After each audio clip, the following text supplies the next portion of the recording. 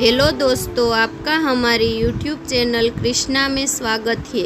आज हम आपके लिए श्रीमद् भगवत गीता के प्रथम अध्याय का वीडियो लाए हैं, जिसे सुनकर आपके मन को अवश्य शांति मिलेगी। तो कृपया वीडियो को स्किप मत करें और पूरा सुनिए। यदि आप नए हैं तो हमारी चैनल कृष्णा को सब्सक्राइब करें।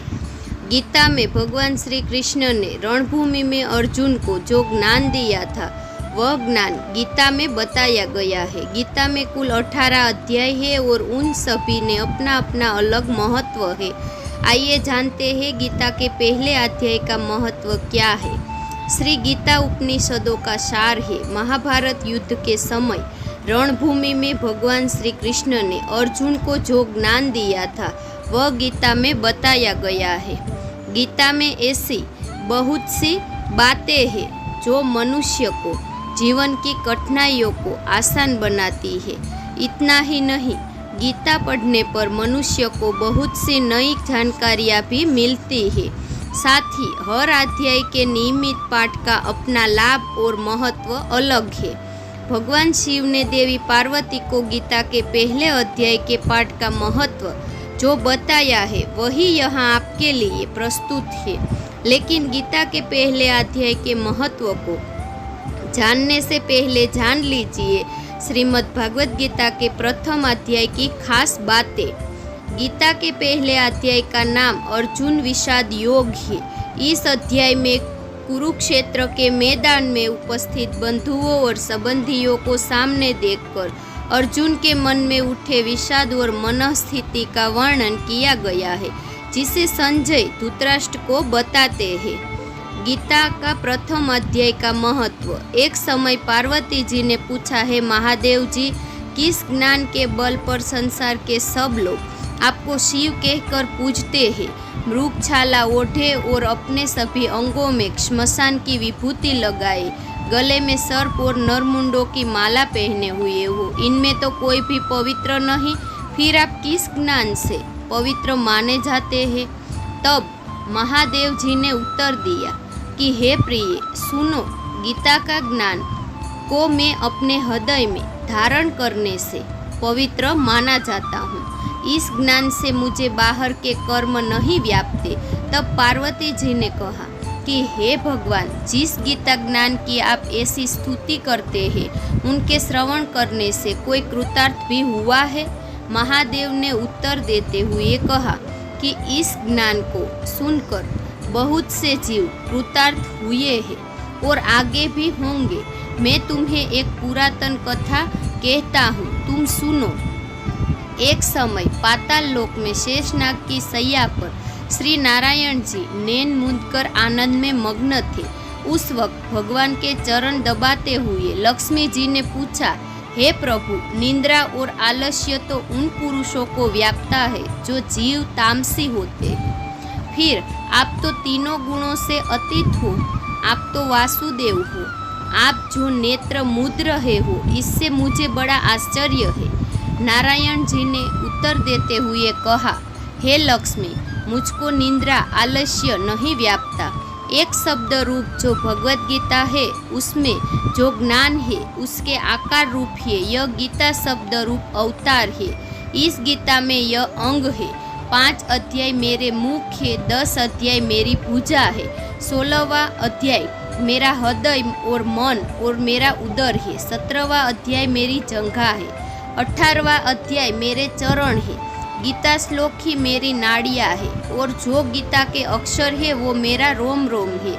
ऐसा मेरा शब्द रूपी जो गीता ज्ञान है, उसी के अर्थ में हृदय में विचार करता हूँ और बहुत आनंद प्राप्त होता हूँ।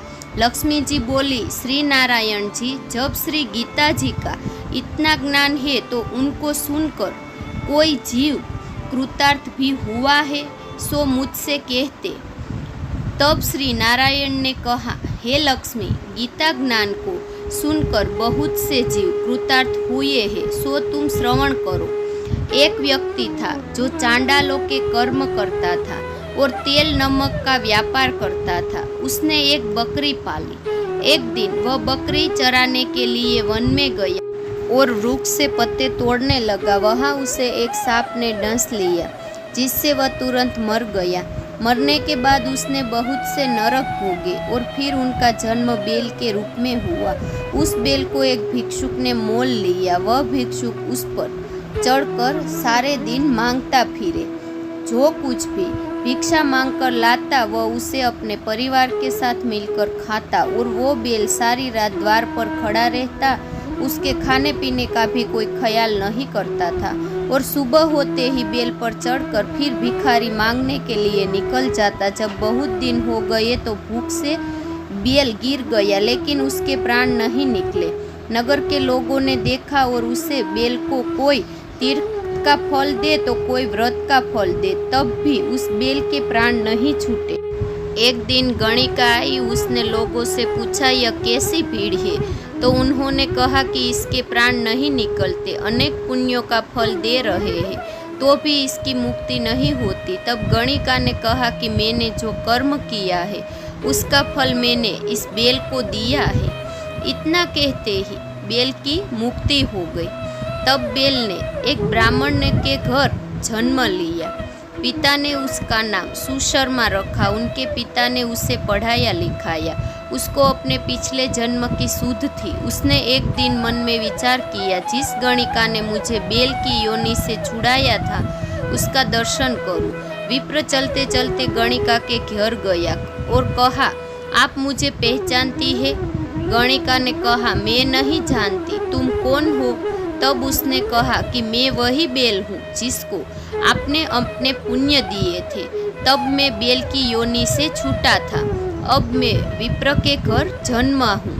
आप अपना पुण्य बताइए। गणिका ने कहा कि मैंने अपने जाने पुण्य नहीं किया, परंतु मेरे घर एक तोता है। वह हर रोज सवेरे कुछ पढ़ता है। मैं उसका वाक्य सुनती हूँ। उस पुण्य का फल मैंने तुम्हें दे दिया।